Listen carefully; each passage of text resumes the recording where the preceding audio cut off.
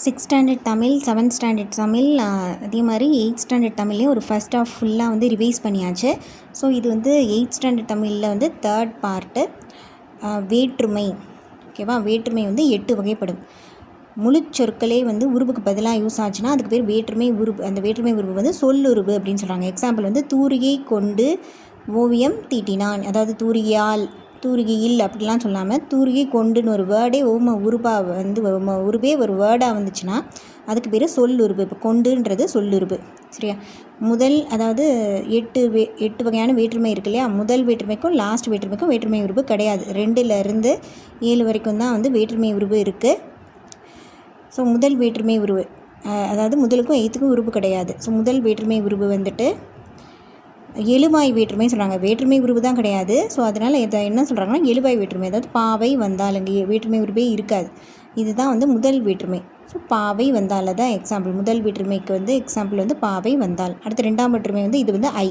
So இந்த order நமக்கு தெரியும் இல்லையா? ஐ, ஆல், கூ, இன், அது, கண். இதுதான் நம்ம ஸ்கூல் டைமில் வந்து படிச்சிருப்போம். ஸோ ஐ அப்படின்னா இது வந்து ஆக்கல், அழித்தல், அடைதல், நீத்தல், ஒத்தல், உடைமை இத்தனை பொருளில் வரும். சரியா? ஆக்கல், அழித்தல், அடைதல், நீத்தல், ஒத்தல், உடைமை எல்லா மீனிங்லேயும் வரும். அடுத்து 3ஆம் வேற்றுமை வந்து ஆல். ஆல், ஆண், ஒடு, ஓடு இது எல்லாம் 3ஆம் வேற்றுமையில் வரும். 3ஆம் வேற்றுமை 2 தான் வரும். கருவி பொருளையும் வரும், கருத்தா பொருள் வரும். கருவி பொருள், கருத்தா பொருள். சரியா? கருவி பொருள்னால் முதற்கருவி, துணைக்கருவி. அதாவது மரத்தால் சிலை செய்தது தான் முதல் கருவி. துணைக்கருவி அப்படின்னா உளியால் சிலை செய்கிறது. ஸோ மெயினாக யூஸ் பண்ணுறது மரம் தான். ஸோ மரத்தால் சிலை செய்ததுன்றது முதல். துணை அப்படின்னா உளி ஹெல்ப் பண்ணுறது. உளியால் சிலை செய்தான்றது துணை கருவியை கொண்டு செய்கிறது. அடுத்து கருத்தா பொருள்னால் என்ன? ஏவுதல் கருத்தா, ஏற்றுதல் கருத்தா. ஏவுதல் கருத்துனா ஒருத்தங்களை ஏவி இன்னொருத்தங்களை செய்ய வச்சா ஏவுதல் கருத்தா. ஏற்றுதல் கருத்தா தானே அதை ஏற்றிட்டோம்னா தானே செய்கிற வேலைக்கு பேர் ஏற்றுதல் கருத்தா. அடுத்து ஐ முடிச்சாச்சு. ஆள் வந்து 3ஆம் வேற்றுமை. 4ஆம் வேற்றுமை வந்து கூ. சரியா? கூ. கூ எதுக்கு வரும்? கொடை, பகை, நட்பு, தகுதி, அதுவாதல், பொருட்டு, முறை, எல்லை.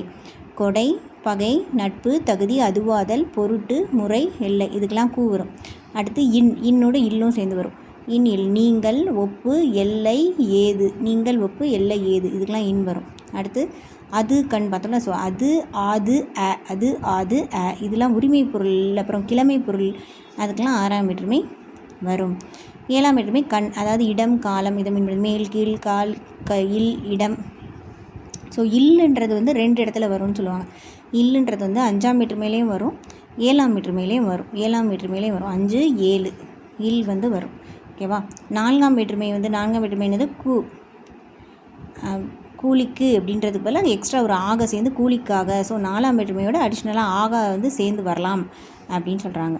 அடுத்து 8ஆம் வேற்றுமை வந்து ஆல்ரெடி பார்த்தோம். வேற்றுமை உருவு கிடையாது. ஃபஸ்ட்டு வேற்றுமையிலையும் வேற்றுமை உருவு கிடையாது. அதை வந்து எழுவாய் வேற்றுமைன்னு சொல்கிறோம். அது மாதிரி 8ஆம் இதில் வந்து வேற்றுமை உருவு கிடையாது. அது வந்து விழி வேற்றுமைன்னு சொல்கிறோம். அண்ணா, புலவரே அந்த மாதிரி. அடுத்து உடனிகழ்ச்சி பொருளில் வந்து 3ஆம் வேற்றுமையில் தான் வரும் உடனிகழ்ச்சி பொருள். அடுத்து அறத்தான் வருவதே இன்பம். இது வந்து ஆண் வந்திருக்கு இல்லையா?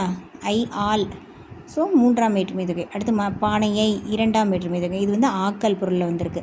அடுத்து மண்ணால் 3ஆம் வேற்றுமை தொகை. ராமனுக்கு கூ வந்துச்சுன்னா 4ஆம் வேற்றுமை. அடுத்து ஏவுதல் கலையில் இல், இல், இன் இதெல்லாம் வந்துச்சுன்னா 5ஆம் வேற்றுமை. பாரினது அது, அது, கண். ஸோ அதுனா 6ஆம் வேற்றுமையில் இருக்கும்.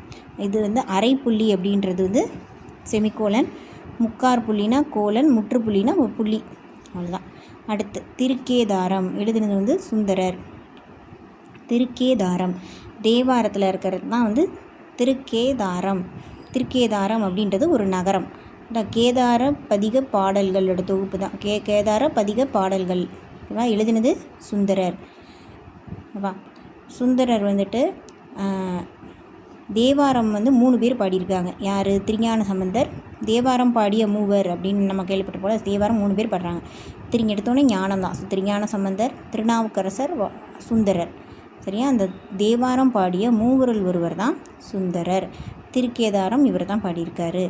இவருக்கு வேறு என்னென்ன பேர்கள் இருக்குது? நம்பியாரோர் நம்பி, தம்பிரான் தோழன். நம்பியூரார் நம்பி, தம்பிரான் தோழன் இதெல்லாம் இவரோட பெயர்கள். சரியா? சுந்தரர் பாடினது வந்து அதாவது 12 திருமுறையில் 7ஆவது திருமுறை தான் வந்து தேவாரமாக இருக்கும். ஸோ மொத்தம் 12 திருமுறை. அதில் 7வது திருமுறை வந்து தேவாரம். ஸோ அதில் ஒன்று தான் இவர் பாடியிருக்காரு. இவர் இயற்றிய திருத்தொண்டத் தொகையை பேஸ் பண்ணி தான் சேக்கிலார் பெரிய புராணமே இயற்றினார்ன்றாங்க. யார்? இவர் இயற்றின திருத்தொண்டத் தொகையை பேஸ் பண்ணி தான் சேக்கிலார் பெரிய புராணமே இயற்றுறார். சரி, அந்த பெரிய புராணத்தை தொகுத்தவர் யார் அப்படின்னா நம்பியாண்டார் நம்பி தான் அந்த பெரிய புராணத்தை தொகுத்தவர். தேவாரத்தை எப்படி பிரிக்கலாம்? தே ப்ளஸ் ஆரம், இறைவனுக்கு சூட்டும் மாலை. தே ப்ளஸ் வாரம்னு பிரிக்கலாம், 2 மாதிரி பிரிக்கலாம். தே ப்ளஸ் வாரம்னா இனிய இசை பாடல்களின் தொகுப்பு, இனிய இசை பொருந்திய பாடல்கள். தே ஆரம்னா ஆறாரமாக கட்டுறது. ஸோ மாலை, இறைவனுக்கு மாலை. இது வந்து இனிய இசை பொருந்திய பாடல்கள். அடுத்து கேதார பாடல் பார்த்தீங்கன்னா பண்ணின் தமிழ் இசை பாடலின் கின் இசை திருக்கேதாரம் எண்ணீரே. பண்ணின் தமிழ் இசை பாடலின் கின் இசை திருக்கேதாரம். இதுலேயே வந்து திருக்கேதாரம்னாலே சுந்தரர். முரலும் அப்படின்னா முழங்கும், முழங்கும் பலவை முதிர்ந்த மூங்கில். ஓகேவா?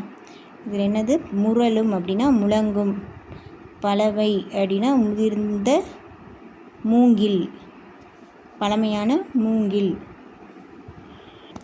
அடுத்து பாடறிந்து ஒழுகுதல் எழுதுனது வந்து நல்லந்துவனார். கலித்தொகையில் இருக்க பாட்டு இது. கலித்தொகையில் இருக்க முக்கால்வாசி நல்லந்துவனார் உருவாக்குனது தான். ஸோ கலித்தொகைனாலே வந்து நல்லந்துவனார் அப்படின்னு எழுதிடலாம். அதில் கலித்தொகையில் பாடறிந்து ஒழுகுதல், ஸோ நல்லந்துவனார். பாடறிந்து ஒழுகுதல் நல்லந்துவனார். ஓகேவா? 8 தொகை நூல்கள் ஒன்று தான் கலித்தொகை. ஸோ ஆற்றுதல்னா அளந்தவருக்கு உதவுதல், போற்றுதல்னா புணர்ந்தாரை பிரியாமை, பண்பு அன்பு பொறை. ஆற்றுதல் அளந்தவருக்கு உதவுதல், போற்றுதல் புணர்ந்தாரை பிரியாமை. ஆற்றுதல் போற்றுதல் அப்படின்னு வந்துச்சுன்னா அதெல்லாம் வந்து கலித்தொகையில் பாடறிந்து ஒழுகுதல். சரியா? பாட்டு மாதிரி பாடுறாங்கன்னு வச்சுக்கோங்களேன். பாட்டுன்னா ஆற்றுதல் போற்றுதல் அப்படின்னு சொல்லிட்டு பாட்டு ரைமிங்கில் பாடுறாங்க. அதனால் பாடறிந்து ஒழுகுதல் எது? கலித்தொகையில். ஓகேவா? நல்லந்துவனார். அளந்தவர் அப்படின்னா வறியவர், அளந்தவர் அப்படின்னா வறியவர். செராமை அப்படின்னா வெறுக்காமை. அளந்தவர்னா வறியவர், செராமைன்னா வெறுக்காமை. நோன்றல் அப்படின்னா நோன்றல்னா பொறுத்தல். நோ சொல்லிட்டு பொறுமையாக இருக்கணும், நோ சொல்லிட்டு அவசரப்படக்கூடாது, பொறுமையாக இருக்கும், பொறுத்தல். அடுத்து போற்றாருனா போற்ற மாட்டார்னா யார்? பகைவர் தான் போற்ற மாட்டாங்க. ஸோ பகைவர். கிளைனா உறவினர், பொறைனா பொறுமை. கலித்தொகையில் வந்து கலிப்பா, அதில் வந்து 150 பாடல்கள் வந்து இவர் பாடியிருக்காரு. கலித்தொகையில் கலிப்பால் 150 பாடல்கள். இதில் வந்து 5 பிரிவு இருக்குது. குறிஞ்சிக்களி, முல்லைக்களி, மருதக்களி, அந்த நெய்தல், பாலைக்களின்னு சொல்லிட்டு களிலேயே 5 பிரிவு இருக்குது. தொகுத்தவர் நல்லந்துவனார். சங்கால புலவர்கள் உள்ள நெய்தற்களியை இயற்றினவர். நெய்தற்களி, இந்த கடலில் உட்காந்து தான் நிறைய பேர் களி சாப்பிடுவாங்க. நெய்தற்களியை இயற்றினவர் யாருன்னா நல்லந்துவனார். சரியா? நிறையா களி இருக்குல்ல, முல்லைக்களி, எல்லா களி இருந்தாலும் கடலில் உட்காந்து சாப்பிட்றது தான் வந்து நல்லந்துவனாரோட களி. ஓகேவா? அடுத்து நாட்டுப்புற கைவினை கலைகள். சிந்து எங்கெங்கே வந்து என்னென்ன கிடச்சிச்சு அப்படின்னு சொல்லிட்டு சிந்து சமவெளியில் பானை, ஓடு இதெல்லாம் கிடச்சிருக்கு. ஆதிச்சநல்லூர் நமக்கு தெரியும், முதுமக்கள் தாலி. செம்பியன் கண்டியூரில் மண்கலங்கள். செம்பியன் மாதேவி இருப்பாங்கள்ல, நிறைய மண்கலங்களாக சேர்த்து வைப்பாங்க. அந்த காலத்தில் அப்படி தானே சமைப்பாங்க. ஸோ மண்கலங்கள். செம்பியன்னா மண்கலங்கள் ஞாபகம். கீழடினா கீழே ரொம்ப சூடாக இருக்கும், சுடுமண். கீழடியில் சுடுமண். பானை செய்யும் சக்கரம் வந்து திருவை. மட்பாண்ட கலையின் வளர்ச்சி வந்து சுடுமண் சிற்பக்கலை, டெரக்கோட்டா அப்படின்னு சொல்கிறாங்க. ஸோ சிந்து சமவெளினா பானை, ஓடு அதுதான் எடுத்து வச்சு மியூசியம் வச்சுருப்பாங்க. ஆதிச்சநல்லூர் முதுமக்கள் தாலி. செம்பியன்னா மண்கலங்கள். கீழடினா சூடாக இருக்கும், சுடுமண். பானை செய்யும் சக்கரம் வந்து திருவை. எப்படி திரி தானே செய்யணும். மட்பாண்ட கலையின் வளர்ச்சி சுடுமண் சிற்பக்கலை, டெரக்கோட்டா சுட வச்சு நல்லா இதாக மாற்றுறது, பானையாக மாற்றுறது. அடுத்து மூங்கில் வச்சு என்ன பண்ணலாம்? மூங்கில் மரத்துலேருந்து மூங்கில் எடுத்துட்டோம். என்ன பண்ணலாம்? கூடை பண்ணலாம், ஏணி, மட்டைக்கூடை, தட்டுக்கூடை, அடுத்து கொட்டுக்கூடை, முறம், ஏணி, சதுரத்தட்டி, கூரை தட்டி, தெருக்கூட்டுற துடைப்பம், மாடு மூஞ்சி பெட்டி, பழக்கூடை, பூக்கூடை, பூத்தட்டு, கட்டில் பண்ணலாம், புல்லாங்குழல், புட்டுக்குழாய், கால்நடை மருந்து புகட்டும் குழாய், அது மாட்டுக்கெலாம் வந்து வாயில் கொடுக்கறதுக்கு அந்த குழாய். அப்புறம் வந்து இறந்த பெட்டு, அது கூட மூங்கிலில் செய்யலாம். சீர்கூடை செய்யலாம். நல்ல விஷயத்துக்கும் செய்யலாம், கெட்ட விஷயத்துக்கும் செய்யலான்ற மாதிரி மூங்கில் வச்சு ஏகப்பட்ட விஷயம் செய்யலாம். அடுத்து மூங்கில், கல் மூங்கில், மலை மூங்கில், கூட்டு மூங்கில், 3 டைப்பு. எப்படி? மூளையே 3 இருக்குல்ல, 3 டைப்பு. கல் மூங்கில், மலை மூங்கில், கூட்டு மூங்கில். 3 கைவினைப் பொருட்களை செய்ய வந்து ஏற்றது. சரியா? அடுத்து வந்து தடுக்கு பாய்னா குழந்தையை படுக்கிறதுக்கு, பந்தி பாய்னா உணவு பரிமாறுறதுக்கு, உட்காந்து சாப்பிட்றதுக்கு, திண்ணை பாய்னா உட்கார படுக்க, திண்ணையில் போட்டு உட்காந்துக்கலாம், படுத்துக்கலாம், பட்டுப்பாய்னா கல்யாணத்தில் யூஸ் பண்ணுறது, தொழுகை பாய்னா தொழுகைக்கு யூஸ் பண்ணுறது, தடுக்கு பாய்னா குழந்தைய தான் அப்பப்போ தடுக்கி விழும். ஸோ தடுக்கு பாய்னா குழந்தை யூஸ் பண்ணுறது, பந்தினா உணவுக்கு, திண்ணை பாய்னா உட்கார படுக்க, அதுக்கப்புறம் பட்டுப்பாய்னா கல்யாணத்துக்கு, தொழுகை பாய்னா தொழுகிறதுக்கு. அடுத்து கூம்பொடு மீப்பாய் கலையாது, இது வந்து புறநானூறு. ஸோ மீப்பாய்னுங்கிறது வந்து பாய்மர கப்பலில் யூஸ் பண்ணுற பாயை வந்து சொல்லியிருக்காங்க. கூம்பொடு மீப்பாய் கலையாது எதில் சொல்லியிருக்காங்க? புறநானூரில் சொல்லியிருக்காங்க. தமிழ்நாட்டின் மாநில மரம் எது? பனை மரம். பனை ஓலை வச்சு என்ன பண்ணலாம்? ஓலைச்சுவடி பண்ணலாம், கிளுகிழப்பு பண்ணலாம், ஸோ பொம்மை பண்ணலாம், கோட்டான், பெரிய கூடை, சுளவு, விசிறி, தொப்பி, ஓலைப்பாய் எல்லாமே பண்ணலாம். பனை ஓலை வச்சு ஓலைச்சுவடி, கிளுகிழப்பு, பொம்மை, கொட்டான், பெரிய கூடை, சுளவு, விசிறி, தொப்பி, ஓலைப்பாய். பனை ஓலை தானே, ஸோ ஓலைப்பாய் இது எல்லாமே பண்ணலாம். அடுத்து பனை மட்டை நாரை வச்சு கயிறு, கட்டில், கூடை இது 3 பண்ணலாம். அடுத்து பிரம்புன்றது ஒரு தாவரம். சரியா? அது நெருப்பில் காட்டி கம்பி போல் வளைச்சி திரும்ப குளிர வச்சோன்னா ஸ்ட்ராங் ஆயிரும். அப்படி வந்து பிரம்பு வச்சு நிறையா பண்ணலாம். பிரம்போட தாவரப்பில் எப்படின்னா கலாமஸ் ரொட்டாங். சரியா? நீர் நிறைந்த வாய்க்கால், மண் குகை இங்கெல்லாம் வந்து இருக்கும். தமிழ்நாட்டில் கம்மியாக தான் இருக்கும். அஸ்ஸாம், அந்தமான், மலேசியா அங்கேருந்து நாங்கள்லாம் கடல்லாம் இருக்குல்ல, ஸோ அங்கேருந்து வந்து இங்கே வாங்கிக்கிறாங்க. தமிழ் இசை கருவிகள். தமிழ் இசை கருவிகள் என்ன? ஒரு பொருள் வந்து ஒரு பொருளோட முழு டீட்டெயில் வந்து சொல்கிறது தான் வந்து கலைக்களஞ்சியம் அப்படின்னு சொல்லுவோம். அகர வரிசைப்படி இருக்கும். ஓகேவா? ஃபஸ்ட் வந்து இசைனா குரல் வழி இசை, கருவி வழி இசை. இசைக்கருவி இசைத்து பாடுபவர் பேர் பாணர். நல்லியால் மறுப்பின் பாணன் பாடினி, நல்லியால் மறுப்பின் பாணன் அப்படின்னு வந்துச்சுன்னா யாழை வெளியில் உட்காந்து தான் வாசிப்பாங்க அந்த காலத்தில். புறநானூறு. ஓகேவா? இசைக்கருவி வந்து 4 வகைப்படும். தோல் கருவி, நரம்பு கருவி, காற்று கருவி, கஞ்சக்கருவி. சரியா? ஃபஸ்ட்டு வந்து தோல் கருவி. தோல் அனிமலோட தோலை வச்சு செய்கிறது வந்து தோல் கருவி. முழவு, முரசு. அடுத்து நரம்பு வச்சு செய்கிறது. நரம்பு இல்லாட்டி தந்திகள் அப்படின்னு சொல்கிறாங்க. யாழ், வீணை. அடுத்து காற்று வந்து குழல், சங்கு. மோதி கஞ்சக்கருவி, ஜால்ரா, சேகண்டி இதெல்லாம் மோதி சவுண்டு எழுப்பக்கூடியது. அடுத்து உடுக்கைனா கைப்பறை. பித்தளை உடல் வந்து இருக்கும், ரைட் சைடு அடிக்கணும், இடையில் நாடாவை வந்து அமுக்குவாங்க. பெரிய உடுக்கை வந்து தவண்டைனும், சிறிய உடுக்கை குடுகுடுப்பை. சிறிய உடுக்கைனா குடுகுடுப்பை, பெரிய உருண்டைனா வந்து தவண்டுட்டு போய் தான் தூக்க முடியும், அந்தளவுக்கு வெயிட்டாக இருக்கும் அப்படின்னு வச்சுக்கோங்க. தில்லை நடராஜர் கையில் இருக்கிறது வந்து அதுதான் உடுக்கை ஆட்டிகிட்டே ஆடுவார் இல்லையா. ஸோ வந்து தண்டுடுக்கை, தாளந்தக்கை, சாரணடம் பயில்வார். இது வந்து தேவார பாடல்கள். தண்டுடுக்கை, தாளந்தக்கை, சாரணடம் பயில்வார். இது வந்து கடவுளை பற்றினது இல்லையா. ஸோ கடவுளை பற்றினது எல்லாமே வந்து தேவாரம் வந்துடும். ஸோ திருஞான சம்பந்தர் எழுதின தேவாரம். ஃபஸ்ட்டு திருஞான சம்பந்தர் எழுதினார் தேவாரம். 3 பேரில் ஃபஸ்ட்டு ஞான சம்பந்தர், அவரோட தான். தண்டுடுக்கை, தாளந்தக்கை, குடமுலா 5 முகம் வந்து உடையது, முரசு வகை சேர்ந்தது, நடுவாய் பெருசாக இருக்கும், பஞ்சமகா சப்தம் அப்படின்னு சொல்கிறாங்க. கோயிலில் சென்னை எக்ஸிபிஷனில் இப்போ இதை வச்சுருக்காங்க. அடுத்து குழல் அப்படின்னா 20 ஃபிங்கர்ஸ் லென்த்துக்கு இருக்கும். மூங்கில் வச்சு செஞ்சுருப்பாங்க. சந்தனம், செங்காலி, கருங்காலி இதை வச்சுலாம் கூட செஞ்சுருக்காங்க. கருங்காலியை வச்சு இதெல்லாம் செய்கிறாங்க. அடுத்து கொன்றை குழல், முல்லை குழல், ஆம்பல் குழல், நிறையா குழல் வந்து இருக்குது. எப்படி கொன்றை குழல், முல்லை குழல், ஆம்பல் குழல் எல்லாமே நிறையா குழல் இருக்குது அப்படின்னு சொல்லிட்டு சிலப்பதிகாரம். அடுத்து கொம்பு, காற்று கருவி தான் கொம்பு. இறந்த மாட்டு கொம்பை வச்சு யூஸ் பண்ணியிருக்காங்க. அடுத்து பித்தளை, வெண்கலம் இதெல்லாம் யூஸ் பண்ணியிருக்காங்க. வேடர்கள் வேட்டைக்கு போகிறப்போ, கழனியில் காவல் இருக்கப்போ, விலங்கு கல்வர்கள் எல்லாம் வந்து துரத்துறதுக்காக. அடுத்து இதை வந்து ஊது கொம்பு, எக்காலம், சிங்கநாதம், துத்தரி அப்படின்னு சொல்லிட்டு பல பேரில் சொல்கிறாங்க. அடுத்து சங்கு வந்து ரைட் சைடு வளைஞ்சிருந்துச்சுன்னா வலம்புரி சங்கு, அது வந்து சங்கநாதம். இலக்கியம் பேர் வந்து பணிலம். பணிலம்னா அர்த்தம் என்னென்னா சங்கு. சரியா? இலக்கிய பேர் பணிலம். சங்கோடு சக்கரம் ஏந்தும் தடக்கையேன் கண்ணானை பார்த்து அப்படின்னு சொல்லி சங்கோடு சக்கரம் ஏத்தும். ஸோ கடவுளை பற்றி பாடினது வந்து திருப்பாவை. சங்கு ஊதுறது திருப்பாவை. அடுத்து சால்ரா வந்து பாண்டில், அதுக்கு பேர். கோயில் இன்னிசை அரங்குகளில் வந்து யூஸ் பண்ணுறாங்க. சால்ரா அதுக்கு பேர் பாண்டில், கோயில் இன்னிசை அரங்கில் யூஸ் பண்ணுறாங்க. சேகண்டி அப்படின்னா அது ஒரு மணி வகை.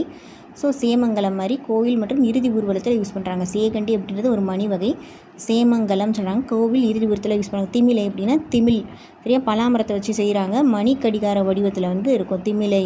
திமிழ் வந்து பலாமரம் வச்சு மணிக்கடிகார வடிவத்தில் வந்து இருக்கும். பாணி, அதுக்கு பேர் வந்து பாணி. இது திமிழுக்கு பேர் வந்து பாணி. மாடுக்கு தானே திமிழ் இருக்கும், பார்த்துருக்கீங்களா? திமிழ் அப்படி தண்ணி ஊற்றி விடுவாங்க கொஞ்சம். பானி தண்ணி ஊற்றி விட்டோன்னா கொஞ்சம் சாஃப்ட் ஆயிரும் அப்படின்னு சொல்லிட்டு அப்படிங்க வச்சுக்கோங்க. சங்குடு தாடை தாளம் திமிலை தட்டி, திமிழ் வந்துடுச்சா, பெரிய திமிழாக இருக்கும். ஸோ பெரிய புராணம், பெரிய திமிழ், ஸோ பெரிய புராணம். ஓகேவா? அடுத்து பறை அப்படின்னா செய்தி. ஆணிரே கவர ஆக்கோட்பறை. இப்போ வந்து இதை தப்பாட்டம் அப்படின்னு சொல்கிறாங்க. பறை சொல்லுதல், அதுதான் அர்த்தம். ஆக்கோட்பறை அப்படின்னும் சொல்கிறாங்க. அடுத்து மத்தளம்னா மத்து ப்ளஸ் தளம், சரியா? மத்துனா ஓசை, தளம்னா அடிப்படை. ஸோ ஓசைக்கான அடிப்படை தான் மத்தளம். சொன்னியார்னா அடியாருக்கு நல்லார், அடித்து பார்த்து சொல்லியிருக்காரு. மத்து ப்ளஸ் தளம், மத்தளம் வந்து அடியாருக்கு நல்லார். அடுத்து முதற்கருவி, மத்தளம் கொட்ட வரிசங்கம் நின்று முத்தடை தாமம் அப்படின்னு சொல்லிட்டு இது வந்து நாச்சியார் திருமொழி. மத்தளத்தை பற்றி பாட்டு எதில் வருது? மத்தளம் கொட்ட வரிசங்கம் நின்று முத்தடை தாமம் அப்படின்னு சொல்லிட்டு வர்றது எதுனா நாச்சியார் திருமொழி. மத்தளம் தான் முதற்கருவின்னு சொல்கிறாங்க, சரியா? அடுத்து முரசு வந்து போருக்கு படைமுரசு, கொடைமுரசு, மணிமுரசு. முரசுலேயே 3 லெட்டர் இருக்குல்ல, ஸோ வந்து 3 டைப்பு. படைமுரசு, கொடைமுரசு, மணிமுரசு, 3 டைப்பு. தமிழ்நாட்டில் 36 டைப் ஆஃப் முரசு வந்து இருக்குது அப்படின்னு சிலப்பதிகாரம் சொல்லுது. ஓகேவா? இதுக்கு முன்னாடி வந்து என்ன சொல்லியிருக்கு? குழல் பற்றி சொல்லியிருக்கு.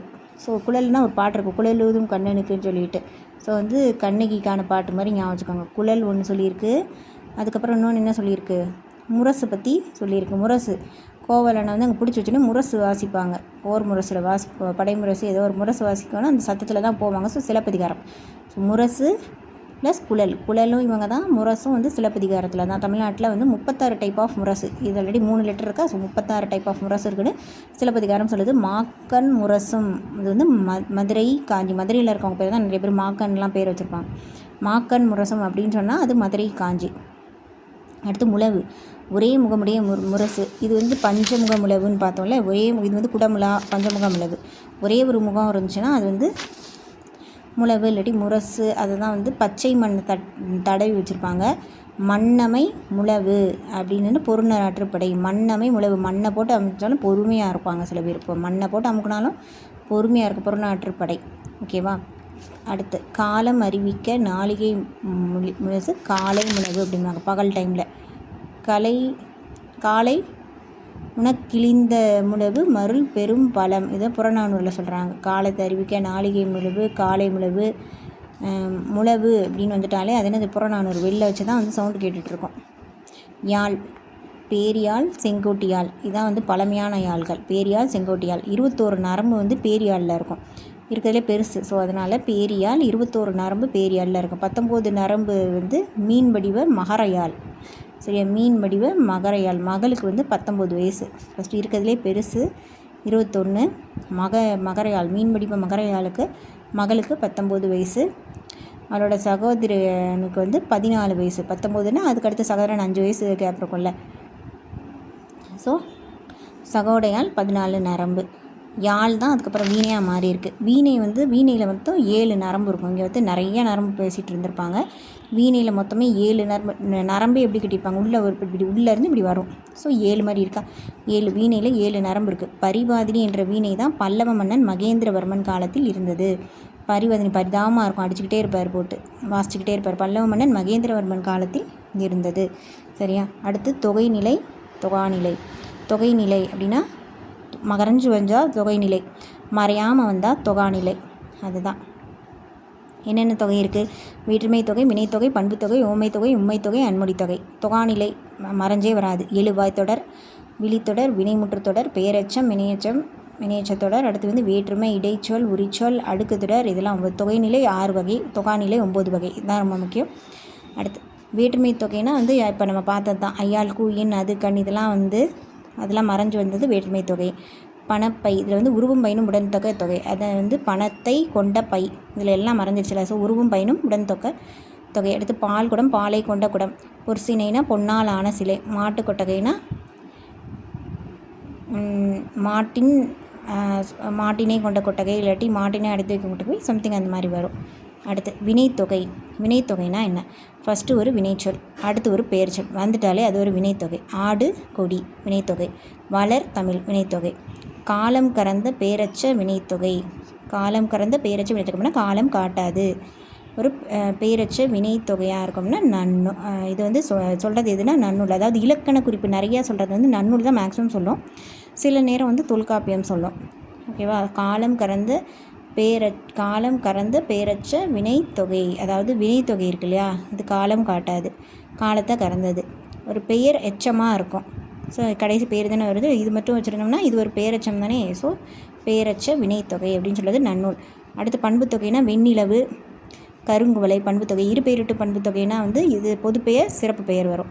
மரம்னா பொதுப்பெயர், எந்த மரம்? பனைமரம். ஸோ சிறப்பு பெயர். ஸோ பனைமரம் இரு பெயரிட்டு பண்புத்தொகை பனைமரம். சாறை பாம்பு. உவமை தொகைனா மலர்விழி, மலர் போன்ற விழி. ஸோ மலர்விழின்னு வந்து மறைஞ்சு வந்திருக்கு. அடுத்து உண்மை தொகைனா இரவும் பகலும் இல்லை, இரவு பகல், தாய் தந்தை இதெல்லாம். அன்மொழி தொகை அப்படின்னா பொற்றொடி வந்தால். அதாவது வேற்றுமை தொகை வினைத்தொகையை தவிர பிற சொல்லும் அது போக ஏதாவது ஒரு சொல் நமக்கு, அதாவது வந்து வேற்றுமை தொகை சில ஸ்பெசிஃபிக்கான விஷயங்களை தவிர்த்து எக்ஸ்ட்ராவாக ஏதாவது மறைஞ்சு வந்துச்சுன்னா அது வந்து அன்மொழி தொகை. இப்போ பார்த்தது வேற்றுமை தொகை, அதுக்கடுத்து வினைத்தொகை, அடுத்து நம்ம பண்பு தொகையும் பார்த்துட்டோம். இது தவிர்த்து வேறு ஏதாவது வேர்டு மறைஞ்சு வந்துச்சுன்னா அதை தான் அன்மொழி தொகைன்னு சொல்லுவோம். பொற்றொடி வந்தால் எக்ஸாம்பிள் ஞாபகம் வச்சுக்கணும். பொற்றொடி வந்தால் அல்மொழி தொகை